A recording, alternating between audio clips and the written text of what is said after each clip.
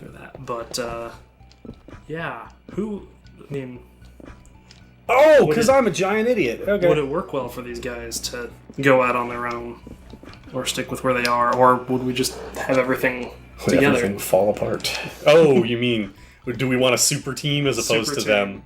Yeah. A Justice League of Japanese game developers? To try to pull everybody This out. is how stupid I am. All I was supposed to do was turn around and go over here. Great. That is great. Whoa! And Ow! You jerk! being U.S. consumers. Yeah, it's a little different to us, It's of course. to us, yeah, especially compared to Japanese consumers, who apparently are not being quite as Vocal? what's the word? Not so much vocal, but critical. Of course, one could As argue far as we that, can see. yeah. Of course, one could argue that that's part of the problem. Wow, I'm getting my ass handed to me. Maybe they're not being critical enough because, like the companies, they're too rooted in an old standard that they're just, they just aren't questioning. But that was one of the things about Keiji leaving Capcom. Wasn't part of it was just him leaving, yeah, but it was what he said when he left, because he made a big speech about how Japanese game development was screwed and they needed to do something and change, or they were just gonna die. Yeah, I think that Itagaki, when he was let go from Team Ninja, let go from leading Team Ninja, Voluntarily let go.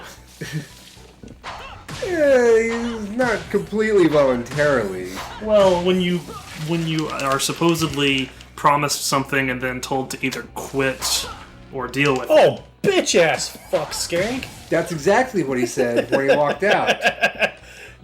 That is true. That is true. He'd be like the one guy that would say that kind of thing too. Well, no, that same. Well, interestingly enough, the same thing happened to Infinity Ward in a very close time frame. That's true. So that's very true. Who knows what happens behind closed doors in companies? Yeah. Not like any of us has ever worked at game companies. Well, not behind those doors. Yeah, we definitely is. I've worked behind those doors, just not in that role. Yeah, it's gonna. You've worked behind those doors. I have. I have. Behind those doors. I can't talk about it. Oh, okay. So as far as anybody's concerned, I haven't. I'm not talking about those doors, the other doors. There's a lot of doors you need to keep in mind here. It's like a Scooby-Doo hallway. There's doors everywhere. Scooby-Dooby-Doo. Oh, I gotta get out of this water. Running in and out of doors, obviously. Yeah. Yeah, seriously. Okay. Whoa! Oh, I'm wearing that the wrong way. Jerk I just wad. realized. Anyway. Wad of jerk. But I don't know. That's really the question, though. Are Japanese players Well, that's a question. not eating it up? Are they actually? I mean, I assume at least in some corners they are. As far as I don't think Inafune was only listening to American people wanting Mega Man Legends back. Oh, I'm sure that's. I'm sure that there were people in that community going out, but as a whole, that industry. I'd say I'm sure there are people in Japan that are doing their share of complaining, but excuse me. I would wager that they're not as. I was saying that actually to an extent about Monster Hunter, like why they only released the G version 4 here. And one of the things I mentioned that part of the reason was likely because the American audience was willing to be more critical of that business decision of releasing, having to repay for now a game with basically just DLC content. That they just, we wouldn't stand by silently for that sort of thing, but perhaps the Japanese gamers on a large enough whole that they don't need to listen to the small crowd that complains, will just put up with it. Oh, I thought those actually turned into big bursts. I love it. You can knock his arms off. But they grow back.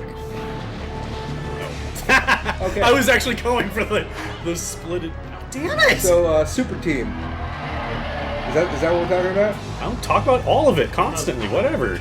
This is the only reason you're going to not be able to eat a lot of Japanese time. production, Super Team. Yeah. Got him. Okay. Who do you like? Go. Who did you just point at? Him. For Okay. this guy. Me? Yes. Well, like I said, I don't have an extensive experience with all of that, but I did from what we were talking about the other day. Oh man, it's been I so have long since I have a played little this. list here.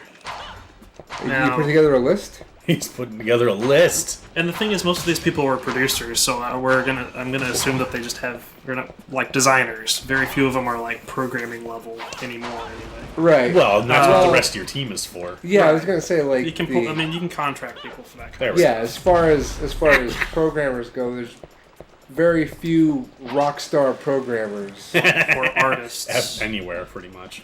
Well, there's Indie scene. I would say the artists get a lot Vid- more recognition than programmers. Video game artists, yeah. The indie scene, I think, is one of the few places you actually have rockstar programmers. But Well, John Carmack.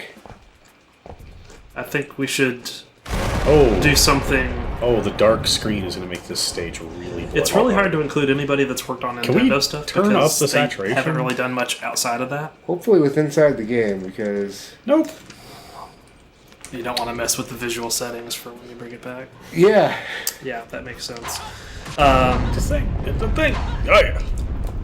But I'd want to see Uematsu and Kondo work together for the music no, that would be. Yeah. because they've only done it once before. They did? Super Mario RPG. Oh, I didn't realize they both worked on that. I believe they did. Well, that turned out pretty well. I like that. Yeah. That game was really good and had great music too. Oh no. Oh, never mind. Well, Uematsu apparently not. Although I think there was enough of. I think they would have some interesting stuff. No, definitely. yeah. Oh, oh god, lots of skeletons. It's like you opened a closet, Skeletons. but you opened my closet. Oh no, that's And- dangerous stuff. But yeah, I'm just gonna throw out a few big names, Okay. and we can kind of decide how that would go. Going the same line of what I just mentioned, Sakaguchi and Miyamoto. Okay.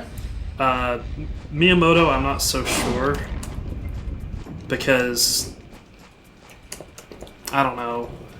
I'm not saying he's a bad bad designer because he isn't, quite obviously. But from what he's interested in right now, and he's obviously he designs around things that how his life is and what he's interested in. Yeah. I don't think a modern Miyamoto would really be conducive. Well, what's Otherwise, this thing right maybe now? as an executive Whoa! producer, maybe as like the guy on top. Like That's what I was kind of thinking directing earlier. everybody. The director, yeah. Yeah, he's like not actually part of the design process, but sort of managing. But that's the thing is they don't. Most of these guys, once they get to a management position, yeah. they don't really like it. So I don't know. That was one of the problems with KG and Capcom. But Sakaguchi, I you can can't barely really. see anything. It's hard to go wrong Whee! with Sakaguchi. Well, I mean, like, what role would you put him in? Lever. Pull the lever. Are we setting like an arbitrary I wasn't number think. of I was players? just gonna throw names together and then because I honestly I don't know enough of these people's roles, like how much actual involvement they have in, because most of them are credited as like executive producer Well, yeah, or but director. You could extrapolate from the games that they've made the parts that you like, Bullshit! and then put like that person in charge of that aspect or something. I love that. Catch on fire.